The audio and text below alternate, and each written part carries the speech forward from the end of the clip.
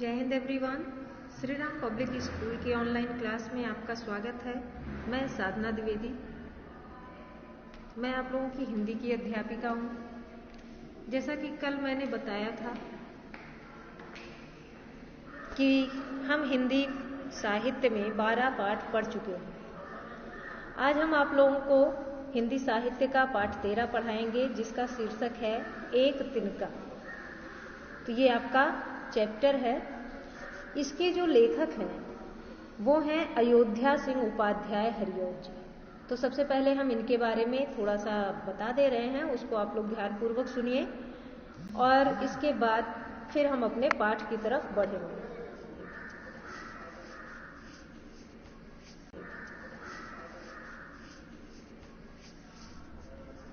ये आपके हैं पाठ के अयोध्या सिंह उपाध्याय कवि। ये इनका फोटो है। अब हम इनके जीवन के बारे में बता रहे हैं। अयोध्या सिंह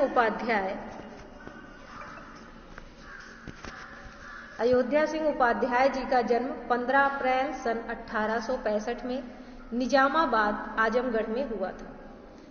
इनके पिता का नाम भोला सिंह और माता का नाम रुक्मिणी देवी था। इनके पूर्वज शुक्ल यजुर्वेदी ब्राह्मण थे, जो कालांतर में सिख हो गए। 17 वर्ष की अवस्था में उनका विवाह हो गया। स्वाध्याय से इन्होंने हिंदी, अंग्रेजी, फारसी, संस्कृत आदि भाषाओं का अच्छा ज्ञान प्राप्त कर लिया।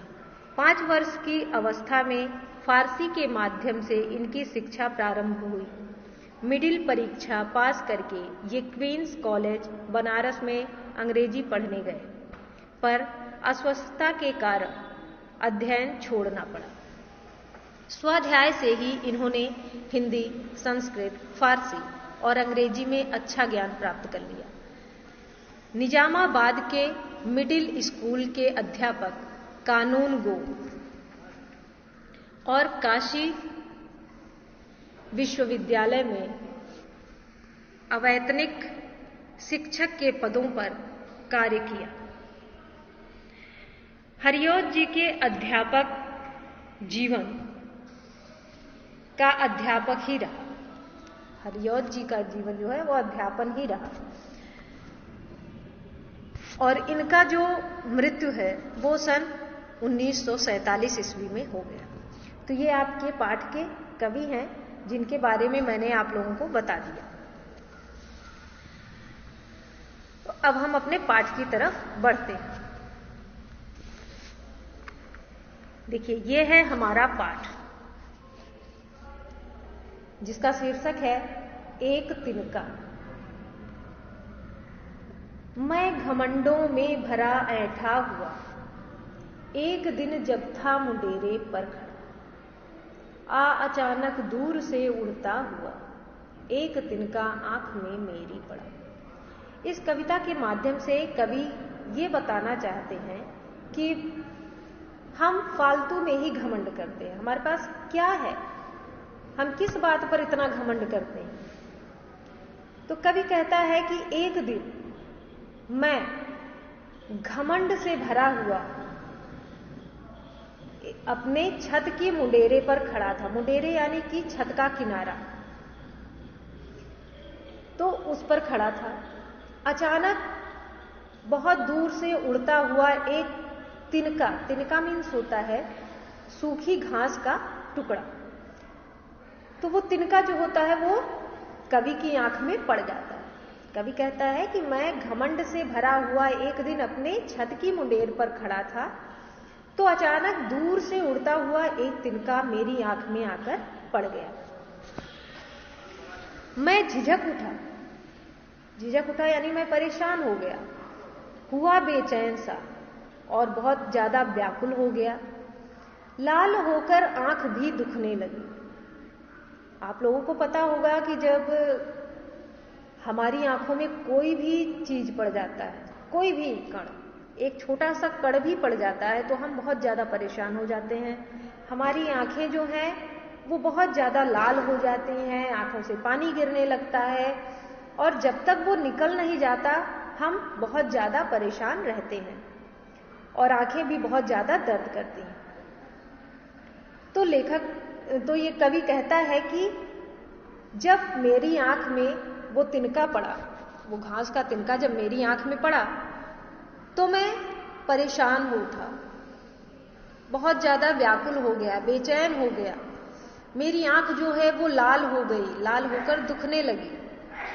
मूठ देने लोग कपड़े की लगे। मूठ मीन्स होता है कपड़े को गोल बनाकर उससे आंखों पर मतलब भाप दे।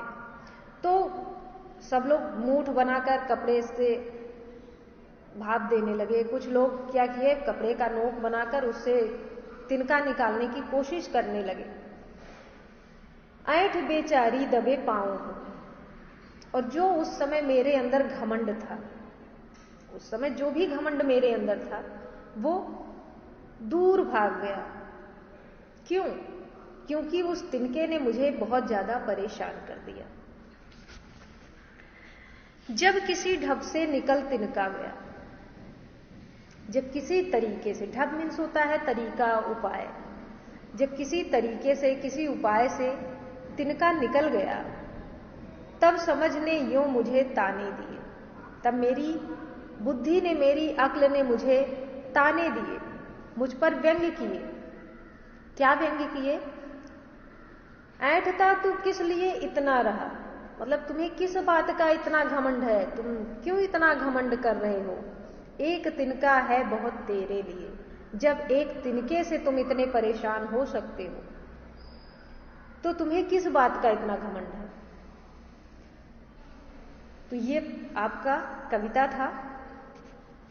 इस कविता में जो भी मैंने बताया आप लोग उसे ध्यानपूर्वक पढ़िएगा। अब मैं इस कविता से संबंधित कुछ प्रश्न पूछ रही हूं, उसके उत्तर आप लोग अपनी उत्तर पुस्तिका में लिख लीजिएगा।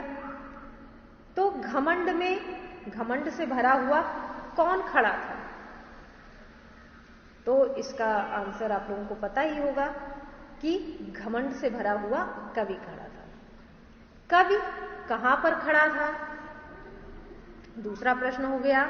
तीसरा हो गया, अचानक दूर से क्या हुआ, क्या उड़ता हुआ आंख में पड़ा? अचानक दूर से उड़ता हुआ क्या कवि की आंख में पड़ा? ये 3 प्रश्न हो गया। चौथा प्रश्न है, कवि क्यों परेशान हो उठा? कवि क्यों परेशान हो उठा, क्यों बेचैन हो उठा?